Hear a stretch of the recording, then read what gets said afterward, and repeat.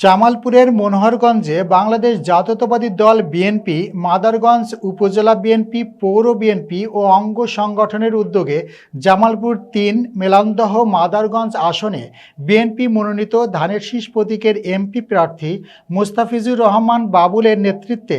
এক বিশাল গণমিছিল অনুষ্ঠিত হয়েছে। প্রতিনিধি আনিসুর রহমান আয়ুব জানান, সোমবার বিকেলে বাংলাদেশ জাতীয়তাবাদী বিএনপি বালিজুড়ি বাজার মাদারগঞ্জ বিএনপির দলীয় কার্যালয় থেকে ধানের শীষ প্রতীকের এমপি প্রার্থী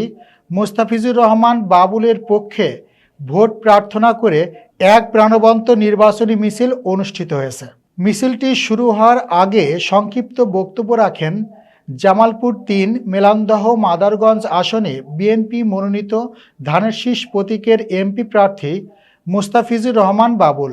এ সময় অন্যান্যদের মধ্যে উপস্থিত ছিলেন উপজেলা বিএনপির সাবেক সফল সভাপতি ফয়েজুল ইসলাম লাঞ্জু, উপজেলা বিএনপির সভাপতি অ্যাডভোকেট মঞ্জুর কাদের বাবুল খান, সাধারণ সম্পাদক মিজানুর রহমান রতন, সিনিয়র সহসভাপতি আব্দুল মান্নান, পৌর বিএনপির সভাপতি আলহাজ আব্দুল গফুর, সাধারণ সম্পাদক সোহেল তালুকদার, সাংগঠনিক সম্পাদক খালিদ হাসান, উপজেলা বিএনপির সাবেক সাধারণ সম্পাদক মাসুদ খান, সিনিয়র যুগ্ম সম্পাদক জিয়াউর রহমান জিয়া, সাংগঠনিক সম্পাদক শাহ মোহাম্মদ মজনু,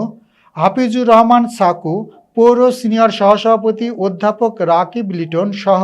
বিএনপি ও অঙ্গ সহযোগী সংগঠনের হাজার হাজার নেতাকর্মী ও সমর্থকগণ উপস্থিত ছিলেন।